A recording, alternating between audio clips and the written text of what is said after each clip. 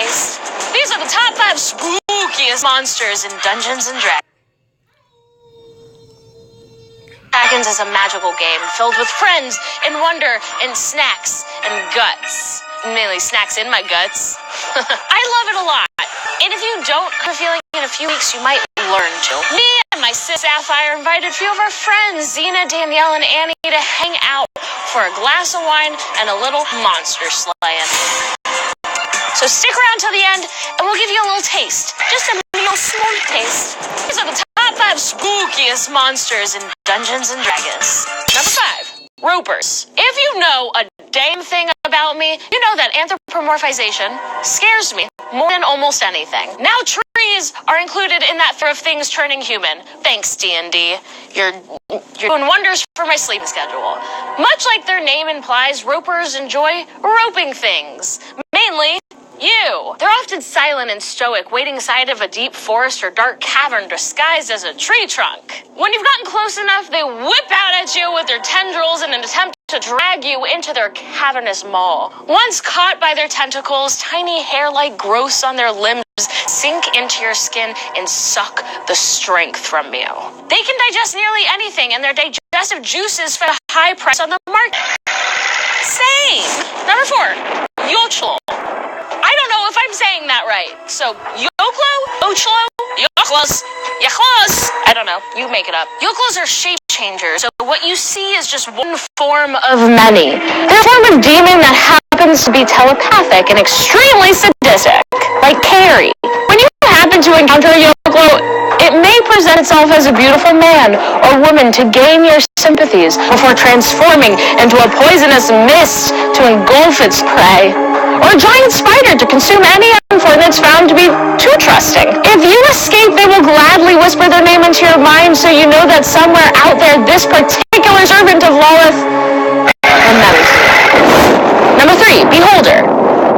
The Beholder is one giant floating eye with fangs in his mouth and 10 more eyes on stalks coming out of his head. Cute. Each eye has a different power, including everything from anti-magic cones to levitation rays, making them a real hassle for adventurers. It's like when you go on a D&D adventure and somebody's like, hey, you're getting too far along and everything has been going too well. Here's everything bad on a stick.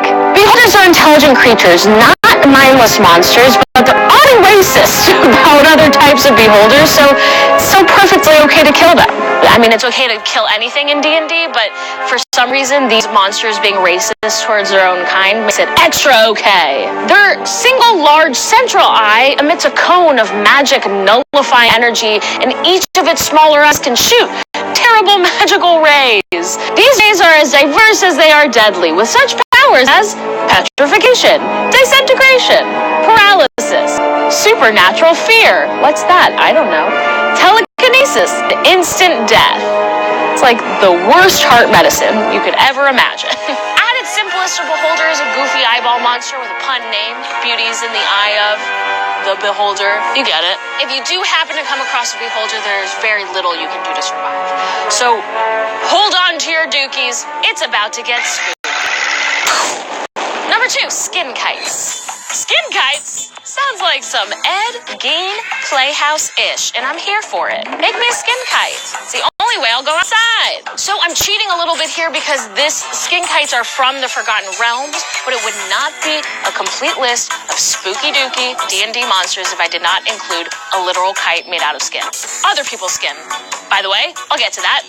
Listen on. So their bodies are made up of skin types of their most recent prey, and they fall slowly from the sky onto their victims, tearing off sections of skin and absorbing it into their rotting bodies. Skin kite. Duh. So this is how they keep themselves alive, and there are no real limits to how big they can get. It's all dependent on how often they feed. Isn't that the truth, skin kites? Isn't that the dang truth? Number 1, Mind Flayer. Cool! They look like Oods from Doctor Who. I mean, if Oods went to New York York Fashion Week like once, and then started wearing a questionable amount of leather and stopped calling their mom altogether. That's what mind flayers look like. Unfortunately, the mind flayer is not as adorable and serene as the Ood. No, mind flayers, as their name would literally suggest, flay your mind. In official D&D lore, mind flayers are time-traveling slave lords. In the far distant future, they are rulers of a vast galactic empire, but a massive slave rebellion forced them to travel backwards in time to escape destruction. Oh no, whatever will they do? Now they exist in the fantasy setting of Dungeons and Dragons. Thank you for gracing us with your presence. Squibs. Basically, they're wizards with squiggly heads who want to eat your brains. Did I mention? That's what they do. They eat your brains. What's worse is that they gain an almost euphoric sensation while consuming you. They eat your hopes, your dreams, your fears, where you left your keys. It's all delicious to them. They can even harvest brains and turn them into a whole new type of monster. That is some Frankenstein-ish, okay? So in the game of Darwinism, these guys would be top of the food chain. Those are just a few monsters that I dig, especially, but let me know what you like in the comments, and hey, guess what? You're about to look at a little sneak peek. Check out a clip from our new show, The Campaign, where me and my girls play D&D. Please enjoy this because, gosh darn it, I do. From a doorway on the far side of the room step two burly humanoids. Ew. Each stands more than 6 feet tall and has feral eyes, flat features. With a roar, the two draw their weapons and charge. Oh my god, guys up. We gotta mess these guys up. Okay, we gotta mess these guys up. I'm gonna use my longbow. 16. And that is a successful hit. Your arrow flies straight into its neck. It's still sticking out and there's blood squirting. Yeah. Yike. How about we use my acrobatics? How are you going to attack them with your acrobatics? Oh, I'm not. Okay. I'm going to evade them, though. Well, let's roll your d20 to see if that's successful. I got a 19. Yeah, you did. Plus 5. That is a successful tuck and roll. I know. I had a lot of confidence. Hey, y'all, guess what? These women love the scents in this groundbreaking art exhibit. It smells amazing. Luxurious Egyptian gods and goddesses. Ding.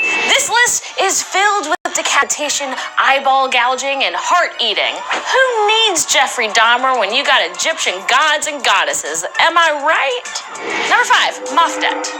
Mofdet was an early goddess, usually depicted as a cat, who represented protection from venomous animals and execution. When she wasn't a cat, she was a woman with a cat's head, and she had a headdress made of scorpion tails and snakes. So basically, she's my mom now. I love you, Mom. You're such a badass. She was very much tied to execution, so when you saw her around, it wasn't just because there was a dangerous snake on the ground that you needed protection from. Nope, sometimes she was there to kill ya. One of her depictions was as a cat running up an executioner's staff. Kinda cute, kinda creepy. Mostly cute, to me, to be honest. But the reason why little kitten lady was running up the executioner's staff is because Mofdet would decapitate you in death if you were the enemy of Pharaoh. Blows that she's working for the man, but at least she's feared, right? And by the way, the point of decapitation and death is that you cannot come back from that. You can't come back to be a god. You can't join the godly realm if your body is mutilated. It's kicking you when you're down or decapitating you when you're dead. More accurately. She's also the goddess that resulted from the Egyptians noticing that cats would drop dead animals at people's feet, which is a very weird thing that cats do. In Mofdet's case, she would leave the hearts of evildoers at the feet of the pharaoh. Hearts she ripped out herself. Good kitty. Number 4, Amit. Amit, devourer of the dead, is a very badass way to be spoken about. She would be a wonderful professional wrestler. Coming to the ring, Amit, devourer of the dead.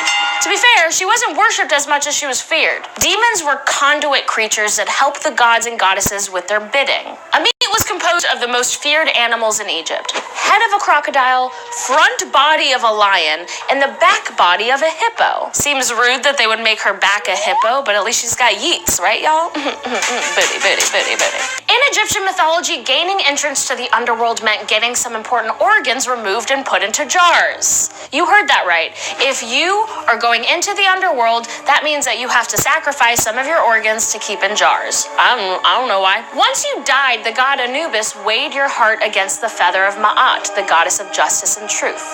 If the heart was heavier than the feather, it was impure, and Amit would eat it, thus dooming you to wander as a restless spirit. God, I bet there were a lot of restless spirits wandering around back then. I've never met anyone with a heart lighter than a feather. Number 3, Shezmu. Shezmu was a lesser god of execution, slaughter, blood, and wine. Wine? Yes, wine. Because he was known to remove the heads of wrongdoers and put them into winepress. Murder. I love it. It's like a really dark version of that episode of I Love Lucy where she's stomping on all the grapes, but instead of grapes, they're heads. Cool. He served the head wine to the righteous dead to welcome them to the afterlife. So you're making the righteous people commit cannibalism. Seems counterintuitive, but I'm not here to judge other people's death rituals. Except, yeah, that's all I'm doing. I'm literally only judging people all of the time. Every single episode of the show is me judging somebody. So don't feed good people head wine. Judgment made. Number 2, Bobby. Bobby is the bull of baboons. Bull in this context means dominant male. Bobby is the keeper of the eternal boner. Sound weird? Yeah, it is. Here's the thing about Bobby. He's an underworld deity with a big old donger that's used as a mast for the ship that carries souls into the afterlife. So they are literally, their souls of the dead are being ushered into the afterlife by a monkey penis. Okay. Oh, and he'll eat your intestines if he doesn't like you as well. So look out for that. You invoke his name if you want to have successful sex in the afterlife. If you need a monkey to make you better at sex, I don't know what to tell you. May I suggest communication and careful listening? No? You want the monkey god with the eternal boner? Cool. Go for that. You could also just ask questions, but you'd rather the monkey boner. I get it. It's easier. Women are hard. You're not, literally. Get it? Like boners. Number 1, Set and Horus. Okay, quick background. Set, or Seth, is the closest thing the Egyptians have to the god of evil. He's the brother of Osiris, the ruler of Egypt. Osiris is married to his own sister, Isis, which is a person's name, by the way, not just a terrorist organization. It's also a person's name. Osiris and Isis had a son named Horus. Set is jealous of his brother Osiris. He makes a big coffin that he brings to a dinner party, which is a weird gift to bring to a dinner party, but it's different times, different people. That's fine. Set says that he'll give it to whoever fits perfectly inside. No one thinks that this is weird for some reason, so everybody gets in trying to fit perfectly into their coffin. But little did they know it was built to fit Osiris perfectly. And when Osiris gets in, Set nails it closed, covers it with molten lead, and tosses it into the Nile. Osiris dies like anyone would when thrown into an airtight coffin covered in molten lead. Amazingly, Isis managed to find the chest containing her brother husband and brought it back to Egypt. But Set discovered it, opened it up, and tore his brother's corpse into 14 separate pieces and hid them along the entirety of the Nile. After Isis gathered up most of her brother husband's corpse, reassembled it so he could be properly buried and sent into the afterlife, where he became the king, by the way, her son Horus declared war on his evil uncle Set. Standard procedure, I know. Well, not exactly, because rather than fight a regular battle, the two of them were just determined to mess with each other for eternity. Here are a few of Horus and Seth's battles. At one point, Horus and Ra, the sun god, were hanging out when Seth came by disguised as a giant pig. Ra was like, damn, that's a big pig. And Horus was like, I gotta go check out that big old pig. So Horus approached the giant pig that had come out of nowhere, and that's when Seth lit Horus's goddamn eyeballs on fire. Then he just ran away laughing. How do you even set an eyeball on fire? What? Later, after Horus had recovered from the eyeball fire, Seth tore out both of his eyes and planted them in the ground, where they turned into lotus trees. That must have been very annoying for Horus, but overall a pretty ecological and beautiful prank, I would say. Horus was not just going to take an L, though. No. During the decades of battle, at one point Horus challenged Seth to a boat race down the Nile, where the two of them had to use boats made of stone. That's dumb. Seth was game, but he didn't realize that Horus had a boat made of wood painted to look like stone. Seth sank and Horus won. Sure, that's not quite on the level of constantly destroying someone's eyeballs, but it's almost worse for how petty it is. It's very petty. If anyone challenges you to a boat race with boats made out of stone, simple answer, no. Stone doesn't float. Haha! Gods, they're just like us. Petty as fuck. But also with nefarious powers and a penchant for killing, so only kind of just like us. Moral of the story, none of these people are great. None of them are great people. Or gods. Thank you guys so much for watching Dark 5. If you enjoyed it, leave a comment and tell me, Rachel, I enjoyed it. Thank you for your hard work. Subscribe to Snarled and turn on the bell for notifications and turn on the bell for birdie notifications. Oh, bye! She's gotta go check.